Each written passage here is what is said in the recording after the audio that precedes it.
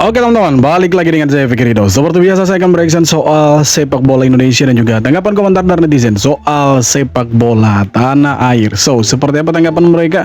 Mari kita simak sama-sama. Let's go.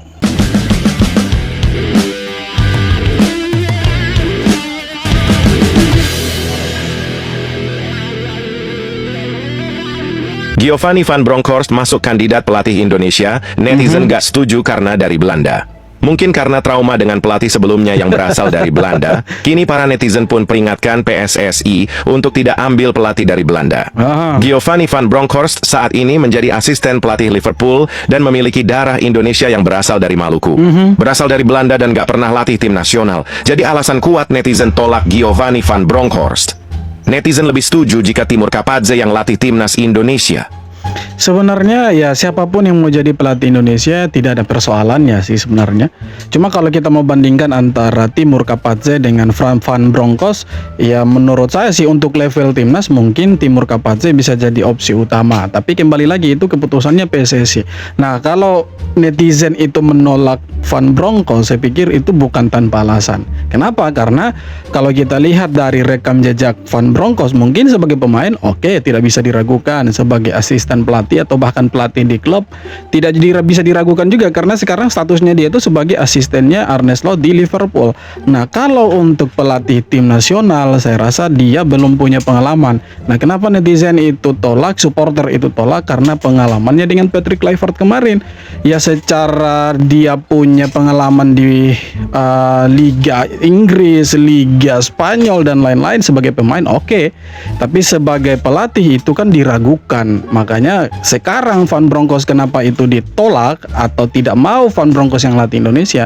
Karena kita punya pengalaman dengan si Patrick Kluivert itu, tidak maulah kita pengalaman buruk itu terulang kembali. Jangan sampai dia datang dan ya, tidak jadi apa-apa juga. Mending kita cari pelatih yang memang sudah punya pengalaman, punya rekam jejak yang memang tidak diragukan. Ya harusnya seperti itu. Tapi kalau memang ngotot dan mau dengan Van Bronckhorst ya tidak masalah. Intinya punya uang saja. Karena ya biayanya juga tidak sedikit pastinya. Alhamdulillah, kabar baik untuk timnas Indonesia. Proses pencarian pelatih baru timnas Indonesia memasuki babak baru. Kini muncul nama Shin Tae-yong dan Timur Kapadze bikin heboh publik. Di tengah berbagai spekulasi, muncul kabar mengejutkan. Nama STY disetujui masuk dalam daftar kandidat pelatih timnas. Tak hanya itu, salah satu kandidat lain yaitu Kapadze mendadak menjadi sorotan setelah momen kedatangannya ke Indonesia menjadi bahan perbincangan panas. Jika kamu Erick Thohir, siapa yang akan direkrut? Shin Tae-yong Shin Tae-yong atau Timur Kapadze. Dua nama ini saya pikir sudah kenyang dengan sepak bola Asia. Si Timur Kapadze di Uzbekistan, untuk coach Shin di Korea Selatan negaranya dia dengan timnas Indonesia. Nah sekarang kan ceritanya mau jadi pelatih timnas Indonesia kan. Ya untuk Shin Tae-yong kita tidak bisa mengharapkan dia kembali lah. Jujur saja kenapa? Karena pintu untuk Shin Tae-yong itu sudah ditutup rapat-rapat oleh PSSI. Mungkin nama Timur Kapadze bisa jadi opsi lah. Bisa jadi opsi untuk menggantikan Patrick Kluivert karena secara pengalaman oke. Tapi sekarang kita menunggulah keputusan dari PSSI. Kembali lagi bos, kita menunggu keputusan dari PSSI. Kenapa? Karena yang mengambil keputusan itu PSSI. Bahkan sampai dengan detik ini pun, sampai dengan video ini dibuat, kita belum mendengarkan pengumuman dari PSSI terkait siapa pelatih baru yang akan menukangi tim senior Indonesia. Belum ada. Kemungkinan saya sih prediksinya itu Januari lah, awal atau pertengahan Januari atau mungkin Februari, ya dimundurkan lagi. Tapi tahun depan itu pasti akan ada pelatih baru Indonesia. Karena sekarang masih dicari-cari nih, walaupun kabarnya mereka sudah punya 5 nama, tapi kan 5 nama ini kita tidak tahu. Yang sekarang kan kitanya berandai-andai kan, kitanya berspekulasi saja. Tapi kita tunggu sajalah keputusannya PSSI nanti. Begitu bro. Erick meminta supporter timnas Indonesia bersabar menunggu hasil seleksi dari para anggota Exco PSSI. Untuk tim nasional kita berikan waktu untuk Exco ataupun semua untuk melihat siapa yang nanti hasil wawancara.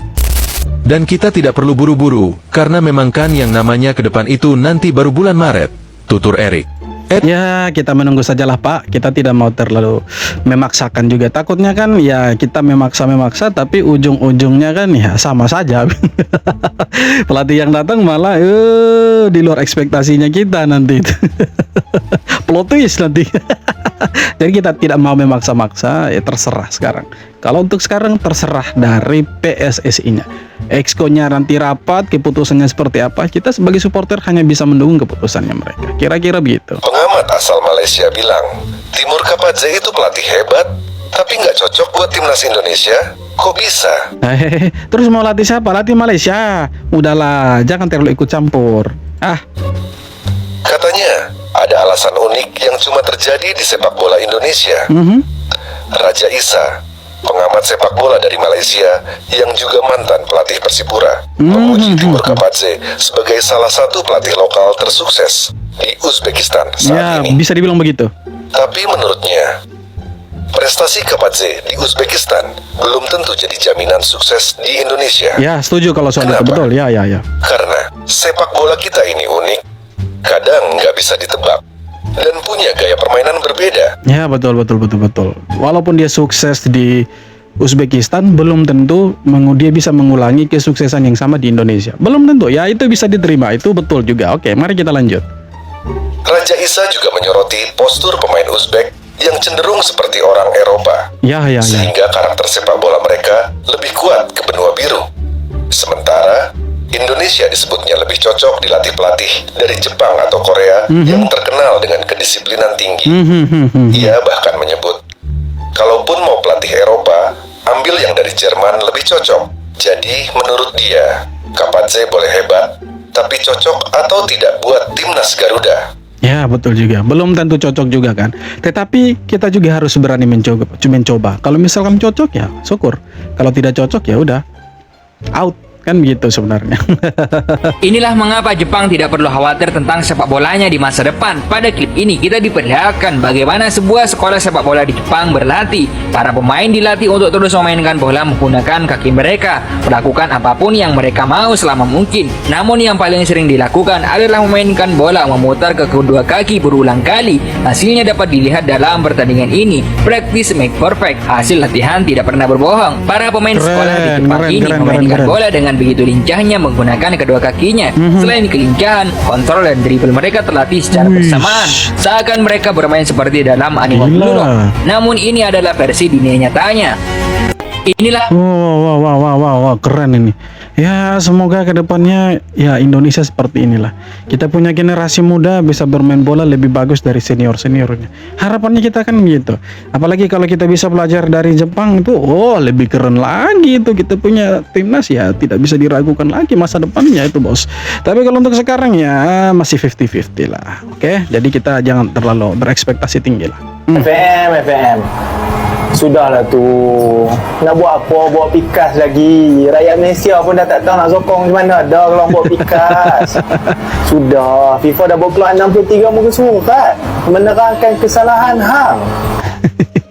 Lihat, ini netizen Malaysia, masyarakat Malaysia saja tidak dukung FAM ke sidang CAS itu.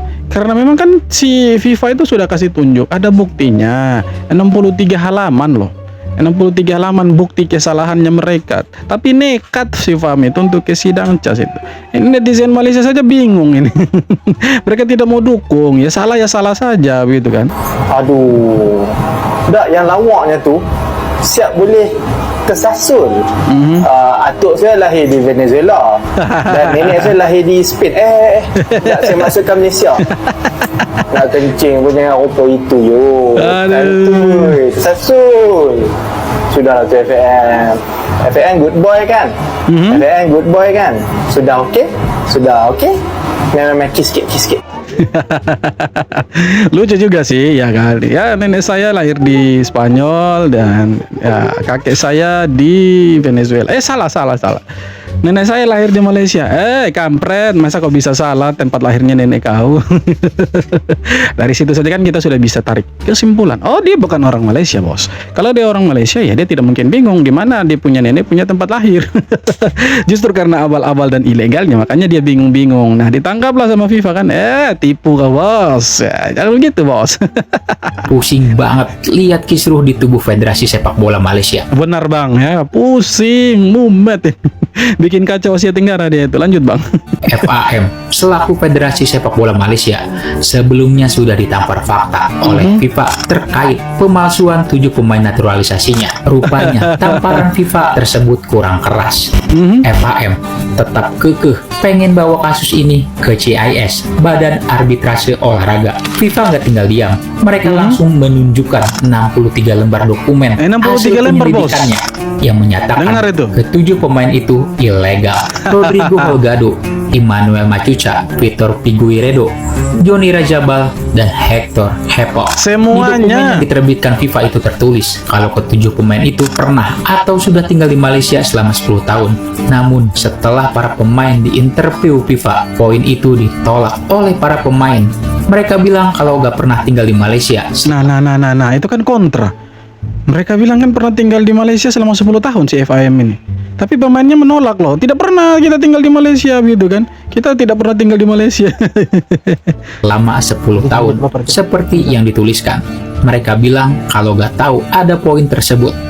Dan yang Nah, lebih mereka keren tidak lagi tahu, nih, bos. salah satu pemain yaitu Gabriel Palmeiro keceplosan saat ditanya soal Keceplosan, muasal Pak. kakek neneknya lahir. Ia bilang kalau kakeknya dari Venezuela dan neneknya dari Spanyol. Tapi ia langsung merevisi jawabannya dengan mengatakan neneknya lahir di Malaysia. Itu kan lucu ya kan. Masa sih kau orang Malaysia tapi kau tidak tahu loh nenekmu lahir di mana gitu kan. Kau bingung untuk menjawab, artinya kan kau bohong itu. Sudah bisa ditarik kesimpulan bohong. Dan memang 7 siluman harimau ini memang mereka ini diakal-akali sama FAM ini. Ya kan mereka sudah bilang kita tidak tahu, nah asal-asal tanda tangan saja dokumen yang mereka kasih. Ternyata sudah dipalsukan dan gobloknya mereka asal tanda tangan. Rumor baru muncul soal kandidat pelatih kepala timnas Indonesia. Giovanni Van Bronckhorst yang kini menjabat asisten manajer Liverpool dikabarkan masuk dalam daftar nama yang Udahlah. sedang dipertimbangkan. Jangan muluk-muluk. Kedua orang tua Gio, Victor Van Bronckhorst Manuhutu dan Francien Sapulet disebut sudah berada di Indonesia selama sebulan terakhir. Kita tunggu saja apakah PSSI benar-benar akan menjajaki pembicaraan lebih jauh dengan salah satu sosok yang cukup berpengalaman di sepak bola Eropa ini. Udahlah, maksudnya jangan terlalu ya berekspektasi tinggi lah. Pastinya dia ini harganya mahal, bos. Carilah yang harganya itu ya boleh dikatakan murah lah, tapi kualitasnya tidak kaleng-kaleng. Contohnya Timur Kapadze atau Jesus Casas mungkin. Bolehlah, janganlah terlalu berekspektasi tinggi. Takutnya seperti Kluivert nantinya ini. Trauma kita, bos. Trauma. Skandal VAR belum selesai, AFC bilang ini baru pembuka. Kasus lebih besar siap dibongkar FIFA. Setelah kasus pemalsuan dokumen dan skorsing 7 pemain, FIFA bersiap menyelidiki siapa yang memberi dokumen palsu dan di mana kelalaiannya. Pejabat VAR bakal dipanggil, tekanan makin berat. Bahkan pemerintah Malaysia udah menyiapkan tim independen meski resiko skorsing tetap mengintai. Skandal VAR. Jadi mereka punya kasus ini panjang, bro. Sangat-sangat panjang. Kenapa? Karena mereka ini sudah terbukti melakukan pemalsuan dokumen, tapi mereka ini masih paksa diri sampai ke sidang CAS gitu kan. Dan lebih lucunya pemain-pemainnya ini mereka itu mau tuntut si FAM ini karena merugikan mereka. Bayangkan mereka itu diskorsing selama 1 tahun loh, di-banned lah dari sepak bola. Mau itu mereka bermain di liga reguler, kemudian latihan resmi itu tidak boleh. Artinya di dalam dunia sepak bola yang terafiliasi dengan FIFA mereka dilarang untuk ikut. Jadi mereka ya selain diputus kontrak, gajinya pun tidak dapat gitu kan. Ya jadi sudah jatuh tertimpa tangga lah, katakanlah begitu. Nah mereka balik tuntut ini FAM ini, tuntut balik Malaysia. Nah Malaysia lucunya mereka bawa ke sidang CAS. Ini mereka sudah saling berkelahi, sudah saling salah menyalahkan dan memang benar-benar salah. Tapi mereka bawa ke sidang CAS.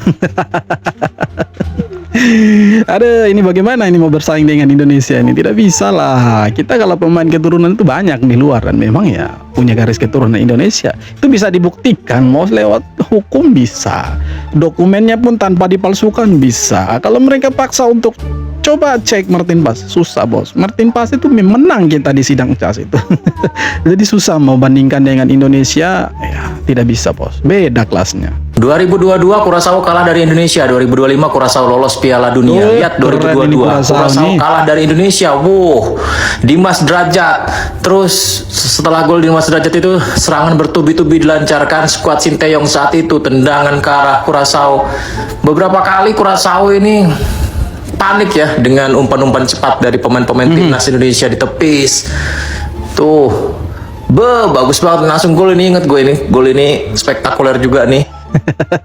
Tapi ya ujung-ujungnya mereka lolos Piala Dunia, bos. Karena apa? Karena mereka punya federasi itu niat mau lolos Piala Dunia, bos, gitu kan. Kalau di Konoha kan beda, gitu kan. Konoha ya pelatih yang bagus ya malah dipecat, datangkan pelatih yang entah berentah itu, makanya Konoha tidak lolos. Kalau kurasa memang mereka niat, bos. Itu fakta sih, ya tidak bisa dibantah gitu kan. Kalau Curaçao, Suriname itu mereka memang walaupun pakai pemain-pemain yang ya sama kayak Indonesia lah, diaspora lah, garis keturunan dari Belanda lah, tapi mereka niat, bos, untuk main di Piala Dunia. Nah kalau Konoha ini sedikit berbeda, Pak. Kita tidak mau untuk bermain di Piala Dunia, makanya ya kita pecat pelatih yang bagus dan datangkan pelatih yang tidak bagus. Ya sesederhana itu Konoha. Jadi agak sedikit berbeda lah Konoha itu, tapi ya sudahlah, kita lupakan, kita punya kegagalan ke Piala Dunia. Sekarang kita bangkit dan kita ya revisi kembali dan kita lihat mana ini yang kurang, harusnya begitu sih. Tapi yakinlah kita lebih bagus dari Malaysia dan Malaysia tidak lebih bagus dari kita. Ya bukan mau menjelekan atau menghina Malaysia, tapi memang faktanya begitu ya. Jadi itu bisa harus diterima oleh netizen-netizen Malaysia.